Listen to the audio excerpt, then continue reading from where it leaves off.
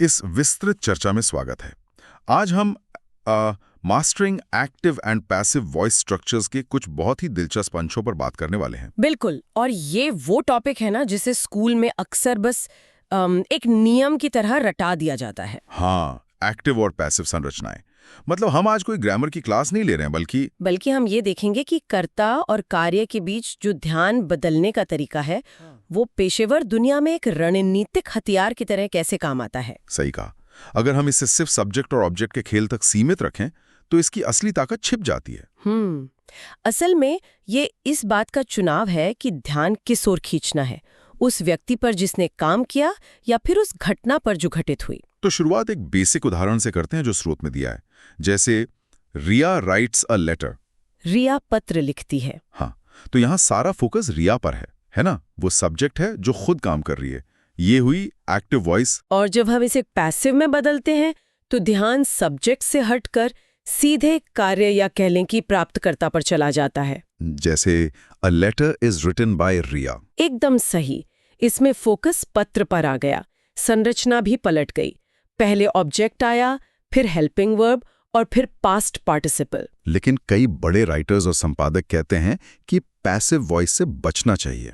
उनका मानना है कि ये भाषा को जटिल बनाता है। तो फिर हमें इसकी आवश्यकता ही क्यों है? ये बहुत आम धारणा है, लेकिन स्रोत में इसके 3 बहुत स्पष्ट कारण दिए गए हैं जहां इसका उपयोग अनिवार्य हो जाता है। पहला तब जब काम करने वाला अज्ञात हो। जैसे माई बाइक वॉज स्टोलन। हाँ, अब चोर कौन है ये तो पता नहीं, तो सारा ध्यान उस घटना पर और बाइक पर होना स्वाभाविक है। बिल्कुल, ये तो व्यावहारिक मजबूरी हुई। बाकी तो स्थितियां क्या हैं? दूसरा कारण है जब कर्ता महत्वपूर्ण ना हो, जैसे the road is being repaired. आम जनता के लिए सड़क का बनना अहम है, ये जानना नहीं कि कौन सा मजदूर उसे बना रहा है।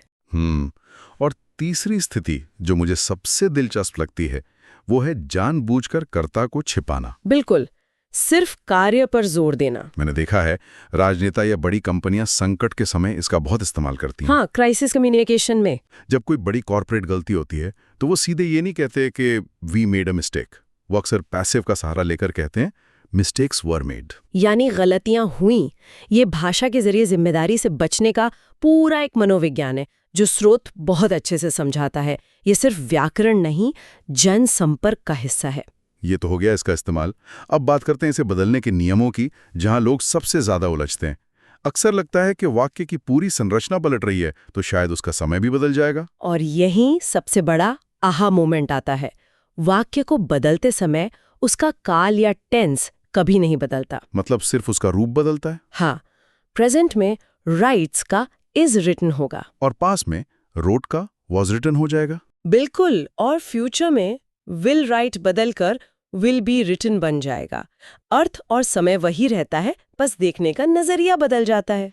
स्पष्टता पेशेवर संचार के लिए बहुत जरूरी है ताकि बात का गलत अर्थ ना निकले। लेकिन स्रोत में एक तकनीकी शर्त भी दी गई है कि हम हर वाक्य को ऐसे पलट नहीं सकते।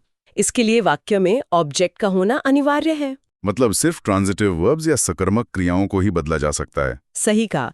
अगर वाक्य में ऐसा कोई प्राप्त करता ही नहीं है जिस पर काम का सीधा असर हो रहा हो, तो आप ध्यान किस पर केंद्रित करेंगे? बिना ऑब्जेक्ट वाले वाक्यों को पैसिव में नहीं बदला जा सकता।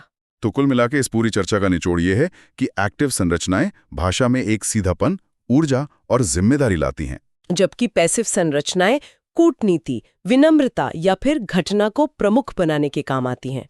एक बेहतरीन संचारक को पता होना चाहिए कि कब कौन सा तरीका अपनाना है। लेकिन यहाँ एक बहुत गहरा सवाल सामने आता है जिस पर स्रोत भी इशारा करता है। जी। अभी बात हुई कि केवल ऑब्जेक्ट वाले वाक्यों को ही पैसिव में बदला जा सकता है। जी बिल्कुल। तो फिर उन क्रियाओं का क्या होता है जहां कोई सीधा ऑब्जेक्ट होता ही नहीं, जैसे स्लीप या अराइव, सोना या पहुंचना? अगर भाषा में ऐसे काम हो रहे हैं जिनका कोई प्राप्तकर्ता ही नहीं है, तो क्या ऐसी स्थितियों में पैसिव वॉइस पूरी तरह से अर्थहीन हो जाता है? ये व्याकरण की एक बहुत ही दिलचस्प सीमा है जिस पर गहराई से सोचने की जरूरत है कि हमारे शब्द हमारी दुनिया को कैसे आकार देते हैं। बिल्कुल एक सोचने वाली बात है। आज की इस विस्तृत चर्चा में बस इतना ही।